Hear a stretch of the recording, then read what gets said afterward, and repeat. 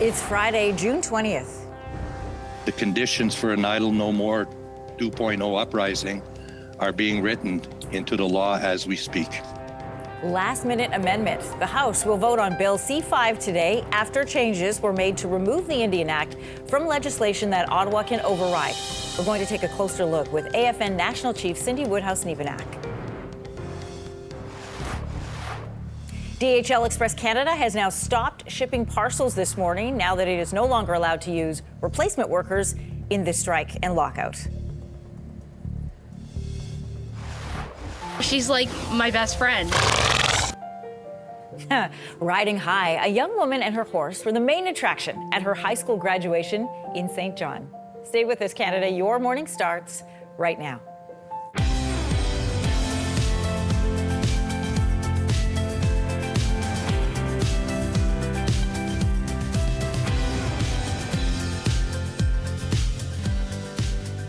Well, good morning, Canada. Welcome to Your Morning. I'm Anne-Marie Mediwake. Good morning, I'm Lindsey Deluce. I'm Kelsey McEwen. Thanks for starting your day off with us. Yes, and here's where we're going to start in news on this Friday morning. UK, French, and German foreign ministers are meeting with their Iranian counterpart in Geneva today. We should wait and see. Situation is not good, everybody knows. But at the same time, all should do something. So we should wait and see. Thank you. Goodbye. Thank you. Iran's ambassador to Germany has commented on those talks this morning as he left for Geneva. Those ministers will meet with Abbas Araghchi. He was Iran's chief negotiator during the talks with the UN Security Council in Germany that eventually led to the 2015 Iran nuclear deal. U.S. President Donald Trump withdrew from that deal in that agreement in 2018. The deadly conflict has been going on for a week. Neither Iran nor Israel show any signs of backing down. In fact, both sides exchanged attacks overnight. Israel says they've hit more Iranian missile sites. Iran says it has fired another barrage at the southern Israel city of Beersheba. I have a message directly from the president, and I quote, "Based on the fact that there's a substantial chance of negotiations that may or may not take place with Iran in the near future, I will make my decision whether or not to go within the next 2 weeks." So, as you heard from the White House press secretary, U.S. President Donald Trump hasn't decided on whether his country will get involved in the ongoing Iran-Israel war. CBS is reporting President Trump has approved the plan to attack Iran, but hasn't decided yet whether that plan will be activated. He's also reportedly considering an attack on Iranian underground uranium enrichment facility, but only if it's guaranteed their bunker-busting bombs are able to do the job. Ottawa will help bring Canadians home who are fleeing the fighting between Iran and Israel. So Ottawa is organizing flights out of airports in neighboring countries. A post from Foreign Affairs Minister Anita Anand says, quote, "Given the airspace is not open, once Canadians have crossed the border into neighboring countries, we have consular services available for them." Canadians could also get help from consular officials stationed on the other side of certain crossings along the borders of Israel and Iran. Ottawa is urging against all travel into those two countries. A reward is now being offered up for information about the disappearance of Lily and Jack Sullivan in Nova Scotia. Investigators are looking at every avenue, and we're using every tool possible. And this is simply another avenue that could shed some more light or information to come forward. The two children have been added to Nova Scotia's Rewards for Major Unsolved Crimes program. This is a program that offers rewards of up to $150,000. It has now been 7 weeks since Jack and Lily were reported missing.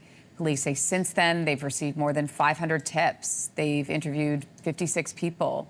Anyone with information, please contact this number. This is the number on your screen right now. It is 1-888-710-9090. That's 1-888-710-9090. A wildfire near Badger, Newfoundland has doubled in size since Wednesday, but it's not expected to spread any further.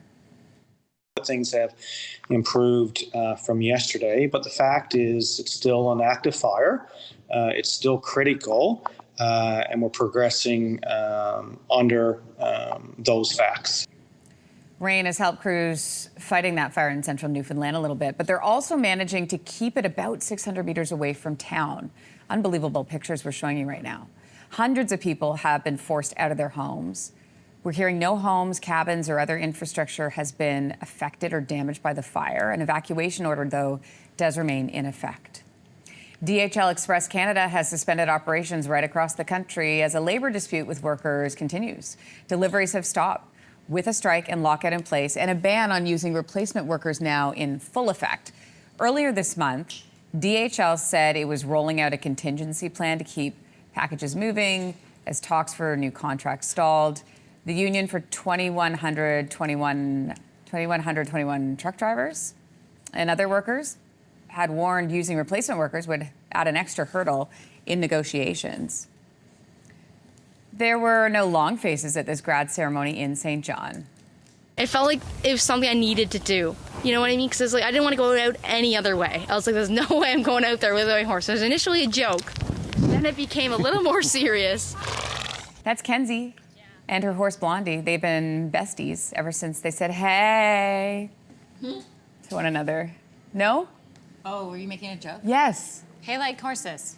Got it. Or nay would have been better. Is her mic down? Can you keep it down? Her mom says school's been difficult for Kenzie, so in the last couple of years. So being able to do this meant the world to her. Kenzie says it was always her dream to ride her horse to collect her diploma. This is cool. And by the way, shout out to her school principal, Jennifer Carhart, who said, let's do it. Let's do it. Good for her.